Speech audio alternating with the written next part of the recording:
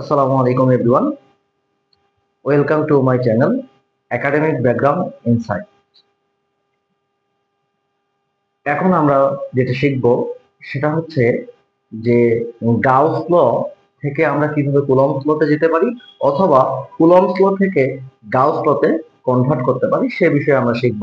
তাহলে আমরা প্রথমেই এই অংশটা দেখব যে আমরা গাউস ল ধরলে সেখান থেকে কুলম্বস লতে কিভাবে কনভার্সন করতে পারি সেটা সম্পর্কে যদি শিখি তাহলে আমরা এর বিপরীতটা ইজিলি লিখতে পারবো। তাহলে পরীক্ষায় যে কোনোটাই খুবই আসে, তাহলে আমরা আমরা শিখবো যে গাউস ল থেকে কুলম্বস ল এর এটা যদি বোঝা যায় তাহলে আমরা এখান থেকে পরবর্তীতে কুলম্বস ল থেকে গাউস লতে কনভার্ট করতে পারবো।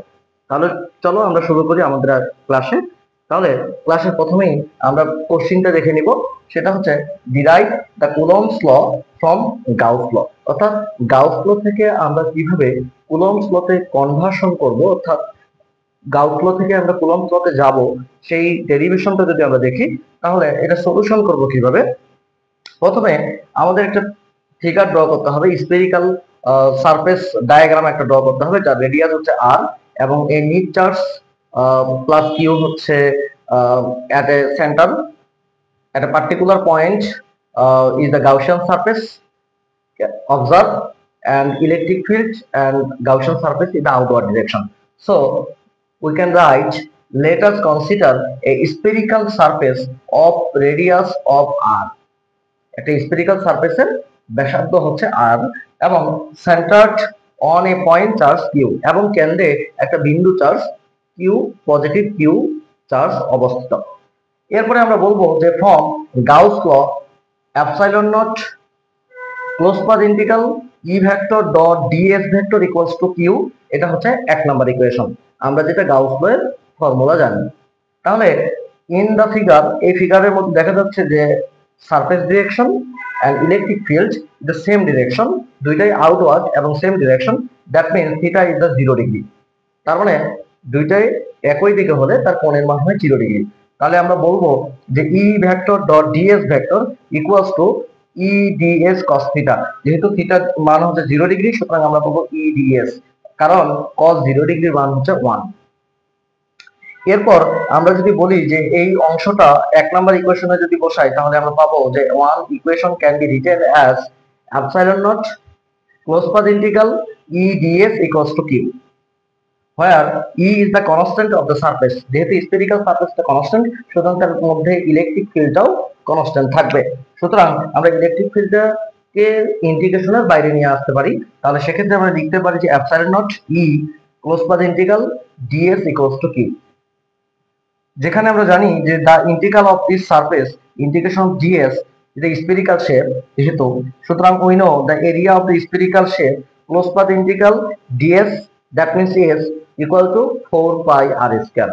সুতরাং এটাকে আমরা লিখতে পারি 4 pi r square হচ্ছে কোন স্ফেরিক্যাল শেপের ক্রস সেকশন এরিয়া।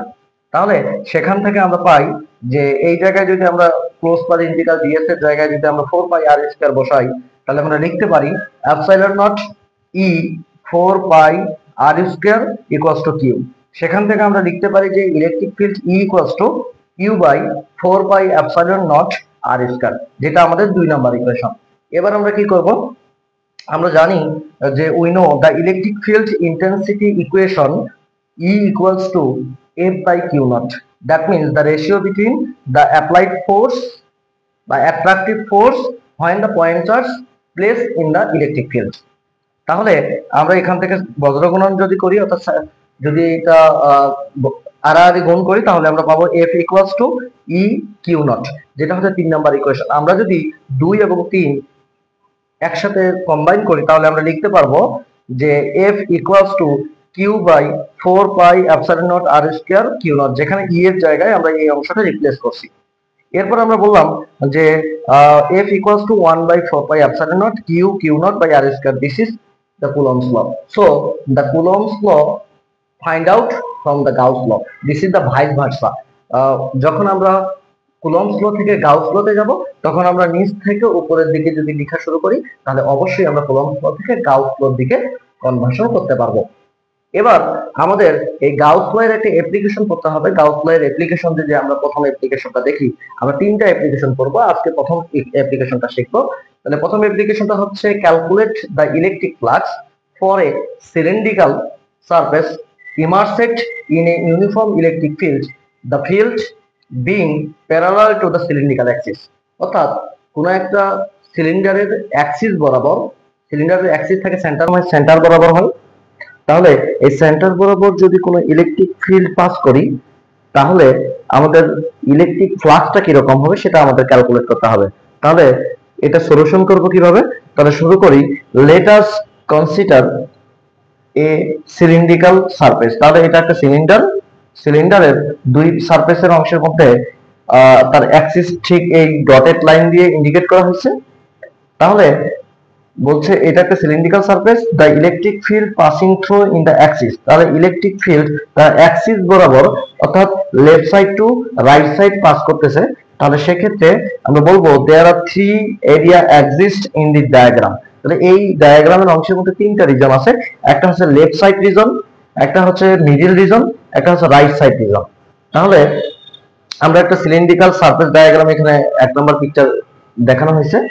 তাহলে আমরা এই তিনটা রিজনে আমরা কি করব? গাউসের ল প্রথমে আমরা লিখবো যে we know the Gauss law epsilon not close path integral E vector dot DS equals to Q, যেটা আমরা লিখতে পারি epsilon not phi E equals to Q, কারণ electric flux equal to close path integral E vector dot DS. তাহলে there is a left reason, that means first reason, the flux calculate when theta is the 180 degree। অর্থাৎ এই জায়গায় electric field এবং DS পরস্পর opposite, অর্থাৎ 180 degree কোণে কাজ করতেছে, অর্থাৎ এটা অপোজিট ডিরেকশন। সুতরাং আমরা লিখতে পারি যে flux phi equals to close path integral first region E vector dot DS equals to first region. আমরা জানি যে ডট প্রোডাক্ট ভাঙলে কস ফাংশন আসে, আর যেহেতু এখানে কোণের মান 180 ডিগ্রি, সরাসরি এখানে বসানো আছে ই ডিএস cos 180 ডিগ্রি, আর cos 180 ডিগ্রি মান হচ্ছে -1, সুতরাং হবে minus closed path integral first region E DS.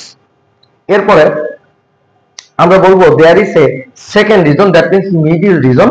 এই মিডল রিজনে the flux calculate when the theta equals to 90 degree, that means phi equals to second region E vector dot ds equals to second region close path integral E ds cos 90 degree, that means cos 90 degree মান 0, সুতরাং এর flux in this 0। এবার আমরা যদি right সাইডে দেখি, অর্থাৎ third রিজনে দেখি, there is a third region, that means right side. এই রাইট সাইডের হিসেবে যদি দেখি তাহলে ফ্লাক্স হবে the flux calculated when theta equals to 0 degree, that means surface direction and electric field same or parallel to each other, so electric flux the phi equals to close path integral third region E vector dot ds equals to close path integral E ds cos 0 degree, যেটা close path integral EDS. অর্থাৎ আমরা যদি total flux অর্থাৎ তিনটা রিজনের ফ্লাক্সটা যদি আমরা যোগ করি, তাহলে টোটাল ফ্লাক্স বের করতে পারবো। The flux of the cylindrical surface phi E equals to close path integral I, অর্থাৎ first region EDS plus 0 plus closed path integral EDS. এটা হচ্ছে মাইনাস আর এটা হচ্ছে প্লাস, তাহলে যোগ বিয়োগ করলে হবে 0। অর্থাৎ এই সিলিন্ড্রিক্যাল সারফেসের জন্য ইলেকট্রিক ফ্লাক্সের মান হবে, টোটাল ইলেকট্রিক ফ্লাক্সের মান হবে 0।